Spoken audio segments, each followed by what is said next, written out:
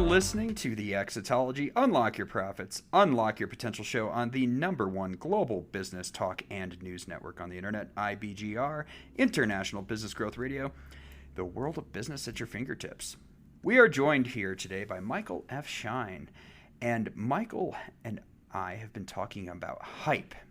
He's the author of the Hype Handbook, 12 Indispensable Success Secrets, and I won't tell you the rest of the subtitle. You're going to have to go to Amazon.com or your favorite online retailer and just type in the Hype Handbook, and you'll see the rest of the title. But we're here talking now about one hype strategy that's particularly suited to those in B2B service businesses.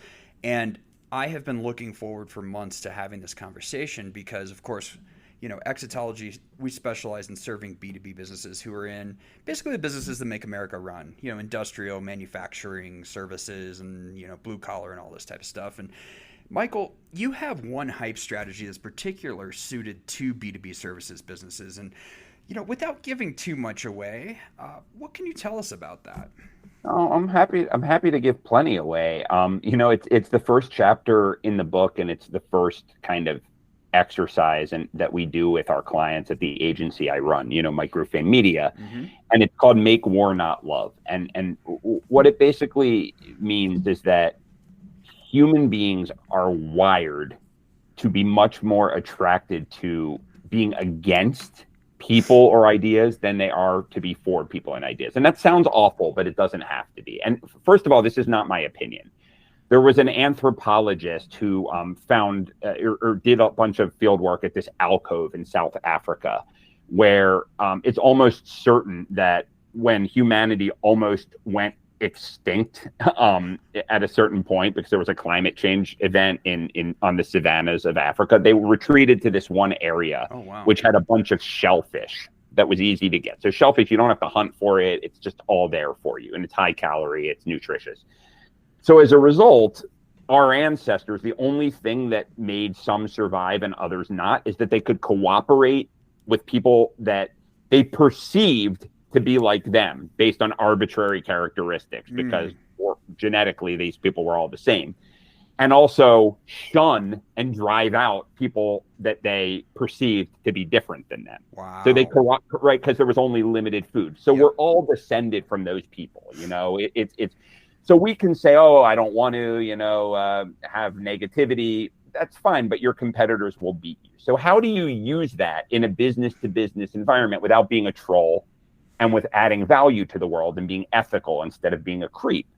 Well, you ask yourself two questions. You pick a fight with an idea, not with a person. You ask yourself two questions. You say to yourself, number one, and we do this exercise all the time, and it delivers gold, and I would encourage everyone to do this. What is a point of view held in my field, in my corner of the universe, that just is gospel that I 100% disagree with? So, in my case, it was a gentleman named Gary Vaynerchuk, big marketer, used to always go around and saying that the secret to promoting yourself in the digital era is to 24/7 be on social media. He used to say that you should wake up in the middle of the night and go to the bathroom and tweet from the toilet. And I thought that was ridiculous. And everyone at the time tended to agree with that. I thought it was horrible.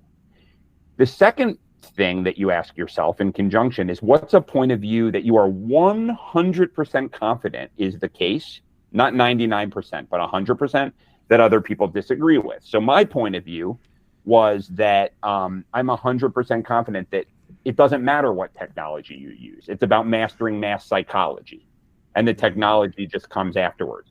I combined those 2 points of view into my whole positioning. That's the hype point of view. It's that mass psychology comes first, and that all this focus on technology is secondary.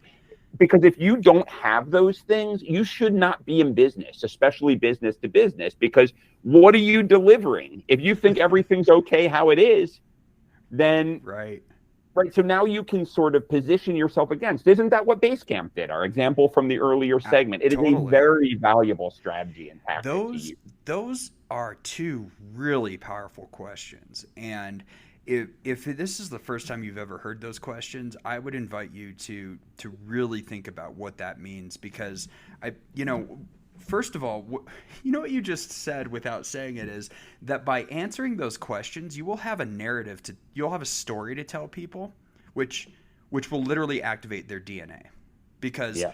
because what you said was the people who survived back in the day, their DNA survived, and they did it by being able to shun people. It sounds so Yeah. horrible, It's horrible, but it's reality. but it's Yeah. reality. And you know, the people who survived, they've been sitting around a campfire for 10,000 years telling stories ever since. And so what you're talking About why the other people are the devil, why the other ideas are wrong. Right. Those are the stories they're telling. That's exactly Yeah. it. That's exactly Yeah. it. And it shows up everywhere, right? Like it's you know, it could be all the way down to the, you know, you're either a Yankees fan or a Mets fan, right? Not a question. I mean, you're not going to be both. I'm from Philadelphia. When the Eagles won, half of New York emptied out. Anyone who had ever lived in Philadelphia went there. These people Right. on the team aren't from Philadelphia. Jerry Seinfeld said you're rooting for laundry. You're rooting for a uniform. Yep. Most of them don't even live in half of them live in South Jersey. Yep. But the passion, the fervor based on being an Eagles fan Exactly. and not being a Cowboys fan. Totally. Yeah. And what that means, right? To be part of that tribe, right? And who you're against and who you're for and all these things.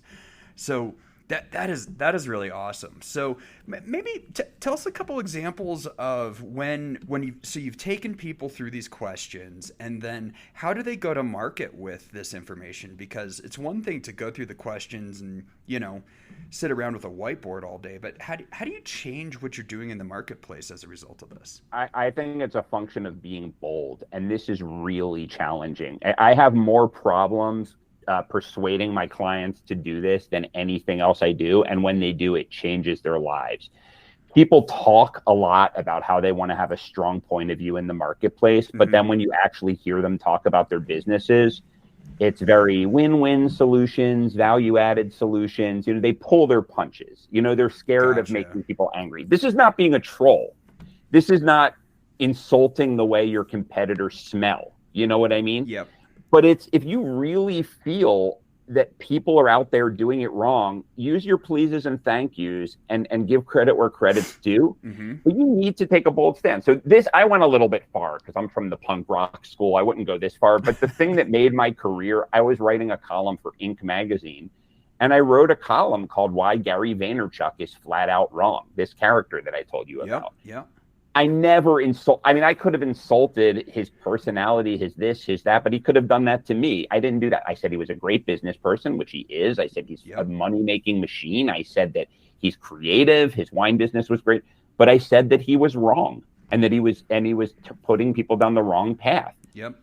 It got him I was a nobody. This was many years ago. This was when I was first starting out. He got so agitated that he responded to me by video, but he didn't have a good argument. He was just like upset. Yeah. And the people who already liked him lambasted me, and it actually scared me at the time because I didn't know how powerful this was. But here's what I got.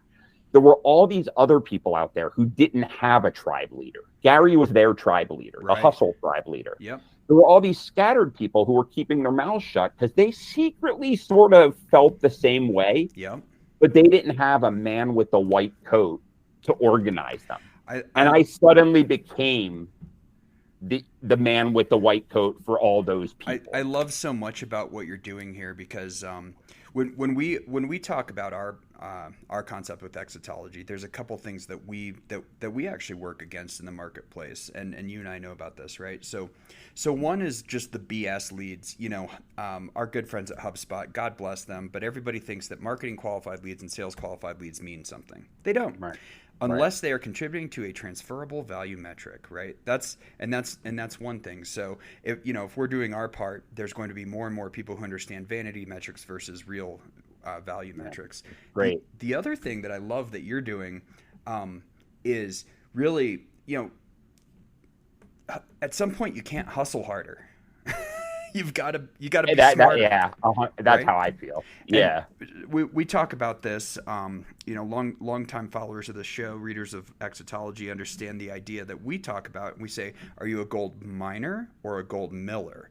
And we would invite people to step on, the level of thinking that you're thinking of, which is, let's be a gold miller. Let's take material from 108 gold mines. Let's do a deal with 108 gold mines, solve a giant problem. Let's process that material into something that's a lot more valuable, and let's create the Denver Mint, and let's have something that's still there today. And I think that's where you're going with a lot of this too, which is, you can't just putting more noise out there into the social media stream at all hours of the day so that people want to follow you. At some point, you're gonna run out of jabs and right hooks and stuff like that. Yeah, you know who I'm talking I know about. exactly who you're talking Yeah, about, yeah. right? And and even I hope he buys the Jets someday. It's awesome, but it's not the right business what he model for the does. majority of people who are actually going to do business. And so The guy getting rich off of that is Gary.